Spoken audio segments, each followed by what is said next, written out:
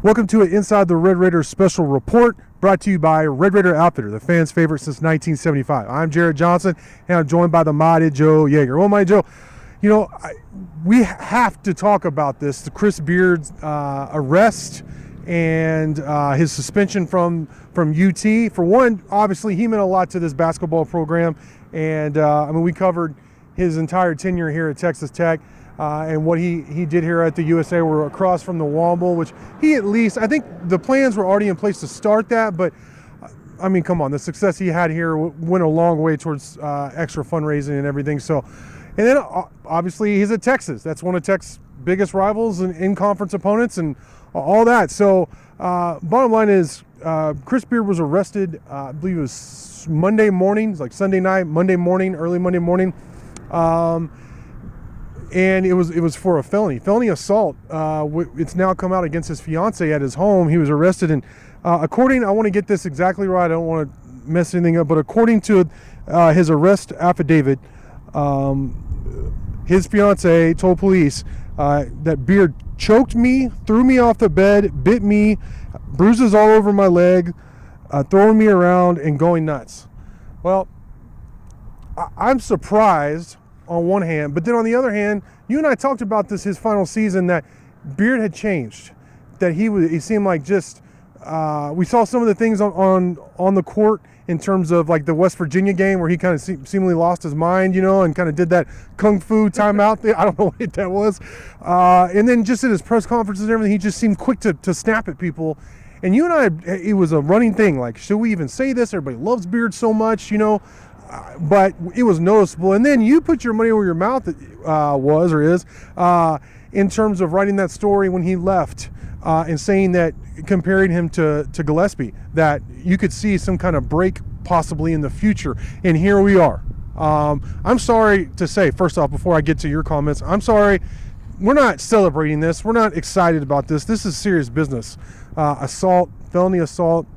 He's been accused. He hasn't been convicted. He has been suspended. He hasn't been fired as of filming this.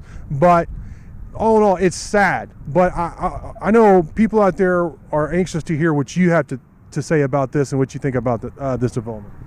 Yeah, well, you know, kind of like you, I'm surprised and I'm not surprised. Yeah. I mean, what surprises me about this really is the timing of it, because I didn't think it would happen this quickly to begin with. I mean, this is only his second season, early into his second season at UT.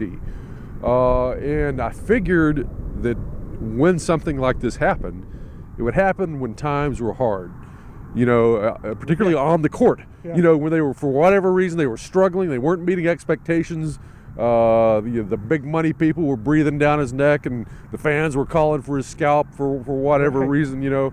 I figured then, that's when we might see something happen. But here they are. I mean, he's got, or had, maybe we should say, one heck of a basketball team down there. That's a team that is nobody wants to hear this, but they are not only a Final Four threat, but that's a team that can win it all, you know, with all that talent and athleticism and just really playing great, having a great season. Everything seemed to be going great for Beard down there.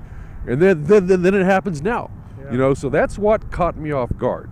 As for it transpiring like this, you know, as you mentioned, I thought that something like this could be in the cards on down the line.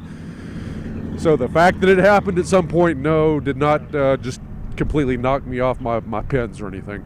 Right. And I want to be sure we point out that obviously Beard left. It was a very bad breakup, you know, between him and Texas Tech, and the way it went down, and who he went to, and just all that, and what he was saying to people who had invested a lot of time and emotions and money into him right up until he left. So it was a bad breakup. But he was very generous with us. And when we would do videos like this, he would come up and join us, and Beard treated us very well. And even after he left for UT, you know, when I had, he's having trouble in times. When I had trouble in times when my wife passed away, he was one of the first people to call and make sure I was okay. Offered for my son to come, you know, to go out to UT and go to practice and hang out, which of course I politely declined. But I mean, I'm not going to sit here and just vilify Beard because that's the easy thing to do or whatever. I hope he gets help. We don't know for sure what exactly went down. We've gotten one side of this, but either way, this is a terrible thing. This is not a good thing, and like Beard wished to me, I'm wishing to him. You know, I hope everything works out, and that no one else gets hurt, and that you know, if he needs the help, if these accusations prove to be true, that he gets the help that he needs, and he finds some kind of salvation somewhere, Mighty Joe, to be honest. Yeah. I mean, I'm not certainly not going to sit here and say that he's an evil person or anything. I mean, as you pointed out, there's some good in Chris Beard. Yeah. You know, I really believe that.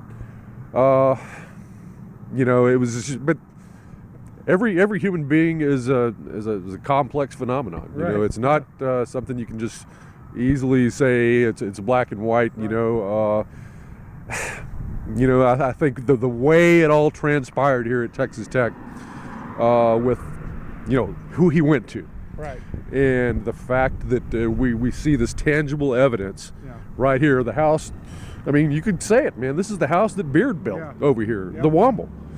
You know, and that was sort of, to me, like the physical manifestation of a commitment, a reciprocal commitment between Beard and Texas Tech University and all those people who put all that money into it, under the understanding that Beard was the man. This was the guy who eventually not just going to make it to the national title game, but is going to win it all. You know, and that's what it was all about. That was the understood thing.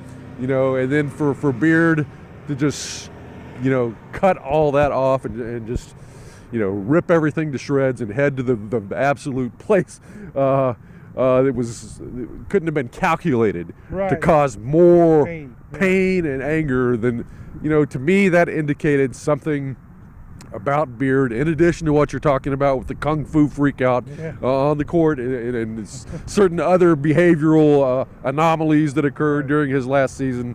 All that comes together to tell me that's why I could make a prediction that something like this might happen, because although he's not an evil person by any means, he certainly has his dark side as well, and I think that's what we saw crop up at the University of Texas, and now it's going to be interesting to see what happens if they find some way to hang on to him, or if they say no, we got to cut bait. We'll have to see. Yeah, it is a developing story. Mighty Joe, really appreciate your comments and your thoughts on the situation. A sad situation. Hoping the best for everybody out there. But for now, thanks for watching, and until next time.